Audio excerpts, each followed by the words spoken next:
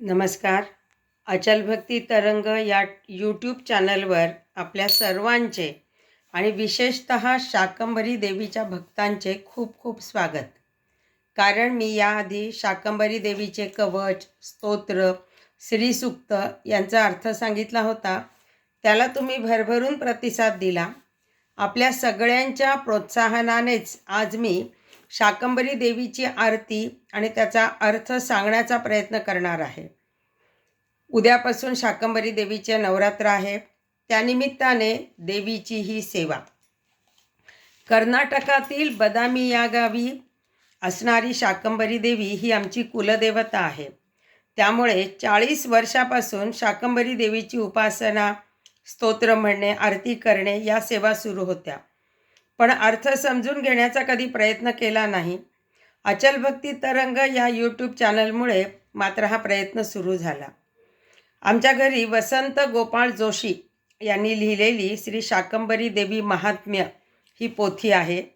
या पोथीच्या शेवटच्या पानावर ही शाकंभरी देवीची आरती आहे. आरती खूप भावपूर्ण लिहिलेली आहे. आरती म्हणताना देवीचे संपूर्ण चरित्र आपल्या डोळ्यासमोर उभे राहते. आरती म्हणजे आर्त भावनेने देवीची केलेले वर्णन आणि तिची केलेली स्तुती, तिचे गुणगान या सर्व गोष्टी आरती म्हणताना ही आर्त भावना आपल्यात आपोआप येते. आरती करताना आपण उजव्या हाताने देवाला ओवाळतो, दिवा लावून ओवाळतो. म्हणजे हे देवी तूच सर्व काही आहेस हा भाव आपल्यामध्ये येतो. आणि डाव्या हाताने घंटा वाजवतो, म्हणजे मी कोणीच नाही. घंटा वाजवताना हात नाही नाही असा नकारात्मक हालत असतो. म्हणजेच मी कोणीही नाही हा भाव त्यामध्ये असतो. मी आहे ते सर्व तुझेच आहे. शेवटची 2 कडवे म्हणताना तर खरोखर भावपूर्ण होतो. मी आधी आरती म्हणणार आहे आणि त्यानंतर आपण त्याच्या अर्थाकडे वळूयात. शताक्षी बनशंकरी चामुंडा काली, दुर्गम शुंभ निशुंभा स्वर्गी धाडियली, येता भक्ता संकट धावूनही आली, दुःखे नाशुनी सकला सुखी ठेविली. जय देवी जय देवी जय शाकंभरी माते, अज्ञ बालकावरी त्वा कृपा करी माते. जय देवी मधुकैटभ महिषासुर मातले फार, दुर्गा रूपाने केलास दानव संहार. शक्ती तुझी महिमा आहे अपार, म्हणून वंदन करीती ब्रह्मादि कठोर. जय देवी जय शाकंभरी ललिते, अज्ञ बालकावरी त्वा कृपा करी माते. जय देवी अवर्षणाने जग हे झाले हैराण, अन्न पाण्याविना झाले दारुण. शरीरातून भाज्या केल्यास उत्पन्न, खाऊ घालून प्रजा केलीस पालन. जय देवी जय शाकंभरी ललिते, अज्ञ बालकावरी त्वा कृपा करी माते. जय देवी चंडमुंडादिक भैरव उद्धरिले, भानु ब्राह्मणासी चक्षुत्वा दिधले, नृपपद्माचे त्वा वंश वाढविले, अगाध लीला माते करुणी दाखविले. जय देवी जय शाकंभरी ललिते, अज्ञ बालकावरी त्वा कृपा करी माते. जय देवी पाहुनी माते तुझला मन होते शांत, मी पण उरेन काही मानव हृदयात. प्रसन्न चित्ते राहे तुझ्या क्षेत्रात, ब्रह्मानंदी निमग्न होतो तुझा भक्त.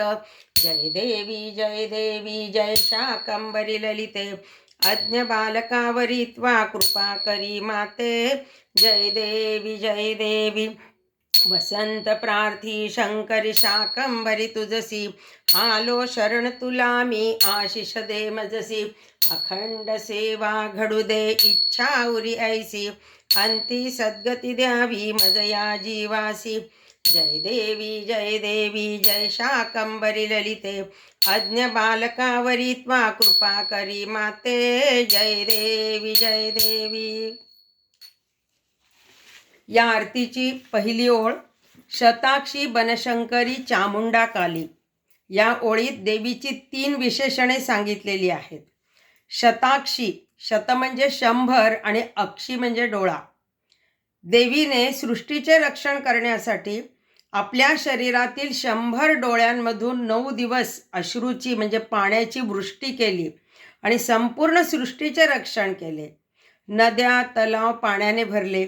100 डोळ्यातून पाणी दिले. तेव्हापासून देवीला शताक्षी हे नाव प्राप्त झाले. या नावाने ती प्रसिद्ध झाली. दुसरे विशेषण बनशंकरी. तिलकवनामध्ये तिचा वास आहे म्हणून ती बनशंकरी.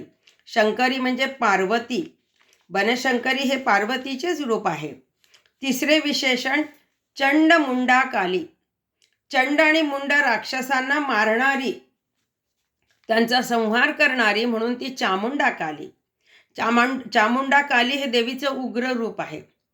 दुसरी ओळ, दुर्गम शुंभ निशुंभा स्वर्गी धाडियली. दुर्गम म्हणजे अतिशय कठीण, महाभयंकर अशा शुंभ आणि निशुंभ या राक्षसांना तिने स्वर्गात पाठवले, म्हणजेच त्यांना ठार मारले. आणि येता भक्ता संकट धावूनही आली. तिच्या भक्तांवर संकट आले की भक्तांच्या रक्षणासाठी ती धावून येते आणि सगळ्यांच्या दुःखाचा नाश करून, सगळ्यांचे दुःख दूर करून ती सगळ्यांना फक्त सुखी ठेवते.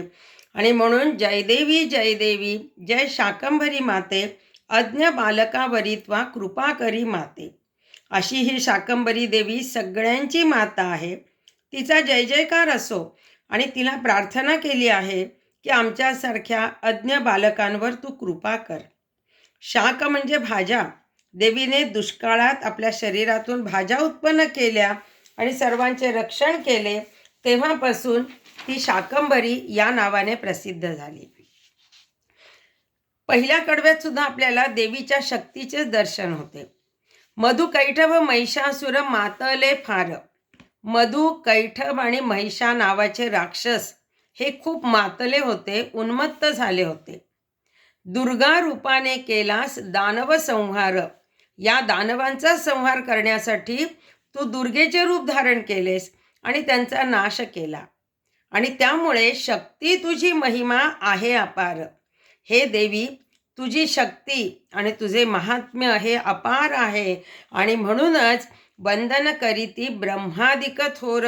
तुझ्या या शक्तीला, तुझ्या या मोठेपणाला म्हणूनच ब्रह्मासारखे थोर देवसुद्धा वंदन करतात. आणि म्हणून जय देवी जय शाकंभरी माते, अज्ञ बालकावरित्वा कृपा करी माते. हे शाकंभरी देवी, तुझा जय जयकार असो. अज्ञ अशा या बालकावर तू कृपा कर. तर दुसरं कडवं जे आहे ते अवर्षणाने जग हे झाले हैराण. आपल्या देवीचे नाव ज्या प्रसंगाने शाकंभरी असे झाले, तो प्रसंग या कडव्यामध्ये वर्णन केलेला आहे. शाक म्हणजे भाज्या. देवीने आपल्या शरीरातून भाज्या उत्पन्न केल्या. दुष्काळामुळे सगळे जग हैराण झाले होते, त्रासले होते. पाऊस नाही, त्यामुळे धान्य नाही, पीक नाही, भाज्या नाहीत, पाणी नाही. आणि अन्न पाणी नसल्याने सगळी प्रजा ही दारुण झाली होती, म्हणजेच खूप त्रासली होती. 1 वर्ष पाऊस आला नाही तर काय अवस्था होते हे आपल्याला माहिती आहे. एवढेच नाही तर उन्हाळ्यात बोरचं जर पाणी आटलं तरी 2 महिने होणारा त्रास आपण अनुभवतो. आता 100 वर्ष जर दुष्काळ पडला असेल तर केवढी भयानक स्थिती झाली असेल. पण अशा वेळी देवीने शरीरातून भाज्या उत्पन्न केल्या आणि सगळ्या प्रजेला खाऊन प्रजेचे पालन केले. आणि म्हणून ही देवी शाकंभरी या नावाने प्रसिद्ध आहे. म्हणून हे शाकंभरी देवी, तुझा जय जयकार असो. अज्ञ अशा बालकावर तू कृपा कर. तिसरे कडवं आहे, चंड मुंडादिक भैरव उद्धरिले. चंड आणि मुंड या भैरवांचा त्यांनी उद्धार केला. भानू ब्राह्मणासी चक्षुत्वा दिधले. भानू नावाच्या ब्राह्मणाला तू डोळे दिले आणि नृपपद्माचे वंश वाढविले. ह्या दोन्हीही कथा शाकंभरी महात्म्य या पोथीत 10व्या अध्यायामध्ये आहे. देवी महात्म्यामध्ये सुद्धा ह्या कथांचा उल्लेख आढळतो. आता चंडमुंड हे नाव तिला कसं प्राप्त झालेलं होतं, तर धूम्रलोचन राक्षसाचा वध झाल्यावर शुंभाने आपला सेनापती चंड आणि मुंडाला पाठवलं होतं. चंड आणि मुंडाने जेव्हा देवीवर आक्रमण केलं तेव्हा देवीने रागाने आपल्या कपाळातून एक भयंकर रूप निर्माण केले. तिने चंड आणि मुंडाचा वध केला, म्हणून देवीला चामुंडा हे नाव प्राप्त झालेलं आहे. आणि या 10व्या अध्यायामध्ये जी भानुब्राह्मणाची कथा आहे ती कथा अशी आहे की अगस्त्य ऋषींनी ही आपली पत्नी लोपामुद्रा हिला ही कथा सांगितलेली आहे. कथा अशी आहे की भानू नावाचा एक वेदशास्त्र संपन्न पण अंध असा ब्राह्मण होता. पण तो समाधानी नव्हता. दारिद्र्यामुळे सतत दुःखी होता. खायला नाही, वस्त्र नाही, मुले बाळे उपाशी. त्यामुळे त्याने अन्नपूर्णा देवीला साकडे घातले.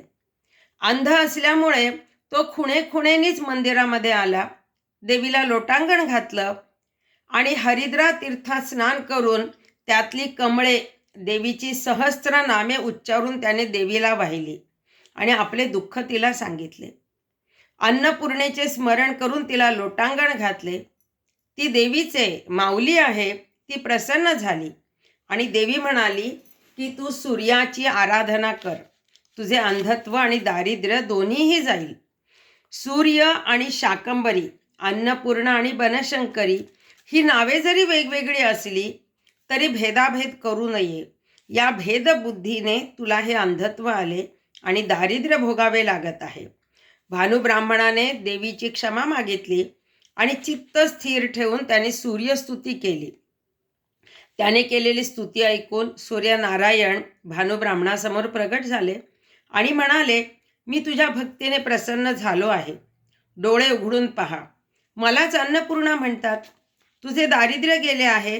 तू इथे तीर्थ स्थापन करून सगळ्या कुटुंबाला सुखी ठेव आणि माघ महिन्यात रथसप्तमीला स्नान करून मला अर्घ्य दे. त्यामुळे तू रोगापासून आणि भवपाशापासून मुक्त होशील. अशा या पुण्यस्थानावर अन्नपूर्णेचे स्तवन केल्याने तुला शाकंबरीसुद्धा प्रसन्न होईल. भानुब्राह्मणाने अनेक वर्षे अन्नपूर्णेचे स्तवन केले. भवदुःखातून मुक्त झाला. त्याच्या जीवाचा उद्धार झाला. असे या कथेचे श्रवण केल्याने सर्वाचे कल्याण होते.